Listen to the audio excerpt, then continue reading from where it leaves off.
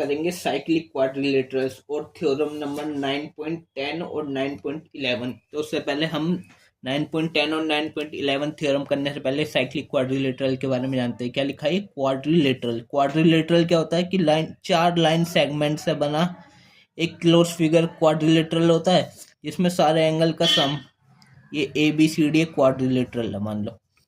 Quadrilateral क्या होता है? चार लाइन सेगमेंट से बना है क्लोज फिगर जिसमें सारे एंगल का सम 360 होता है। Angle A, angle B, angle C और एंगल D, इनका सम कितना होता है? 360। ये होता है क्वाड्रिलेटरल। पर हमें साइक्लिक क्वाड्रिलेटरल पता करना है। तो जैसे ये एक सर्कल है, सर्कल चैप्टर चल रहा है, ये चैप्टर नंबर 9 क्लास 9 का। तो ये सर्कल वाला साइक्लिक क्वाड्रिलेटरल। तो सर्कल के अंदर क्वाड्रिलेटरल ये और ये क्वाड्रिलेटरल बना दिया मैंने। चार लाइन सेगमेंट से बना एक क्लोज्ड फिगर क्वाड्रिलेटरल और ये एक सर्कल के अंदर है, तो ये हो गया साइक्लिक क्वाड्रिलेटरल। साइक्लिक क्वाड्रिलेटरल पता लग गया। अब देखो थ्योरम नंबर 9.10। थ्योरम नंबर 9.10 बोलती है the sum of either pair of opposite angles of a cyclic quadrilateral is 180 degree. जो सम है, जैसे ये है A, ये पॉइंट B, ये C और ये D। क्या बोल रहा था? Sum of either pair of opposite angles of a cyclic quadrilateral. Opposite angle, जैसे ये एक एंगल बना, एंगल A, ये एंगल B बना, ये एंगल D और ये एंगल C। तो अपोजिट एंगल का सम 180 होता है। ऐसा बोल रहा है कि एंगल A और एंगल C का जब हम सम करेंगे 180 आएगा। ऐसे ही एंगल D और इसके अपोजिट एंगल B का सम करेंगे, एंगल B का, तो 180 आएगा। और 180 प्लस 180 ये चारों ऐड हो गए, angle A plus angle B plus angle C plus angle D, कितने हो गए? 180 180 360। और ये बताया था साइक्लिक का सम 360 होता है। 360 हो गया। तो इसके अपोजिट का एंगल, अपोजिट एंगल 180 होते हैं, अपोजिट एंगल 180 होते हैं। ये बोल रही है थ्योरम नंबर 9.10। और एक थ्योरम 9.11 बोल रही है if the sum of a pair of opposite angles of a quadrilateral is 180 the quadrilateral is cyclic.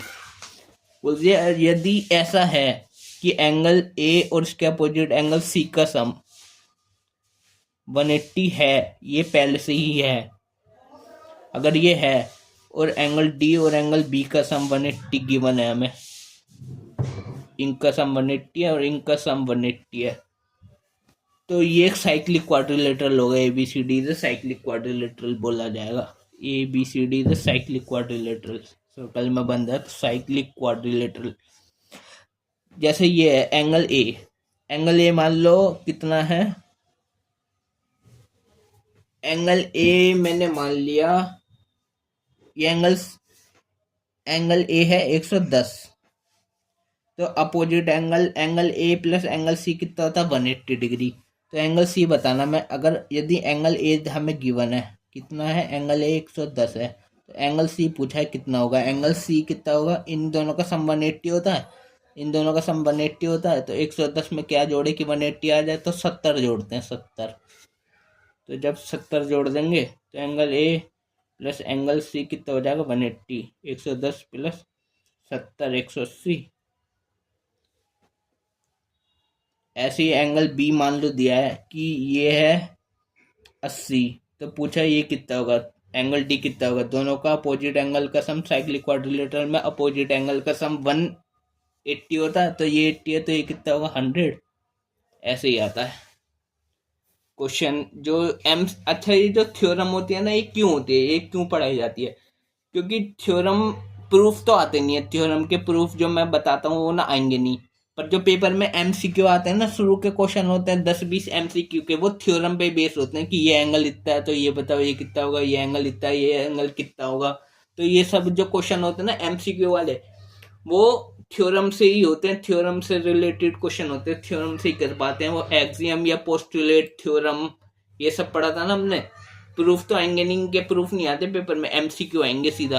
तो ऐसे ही बोल देगा कि एंगल B मान लो 80 है, तो एंगल D पूछेगा कितना होगा, तो एंगल D बता देना 100 होगा। इनका सम 180 होता है, हमें तो सिर्फ टिक मारना पड़ता है।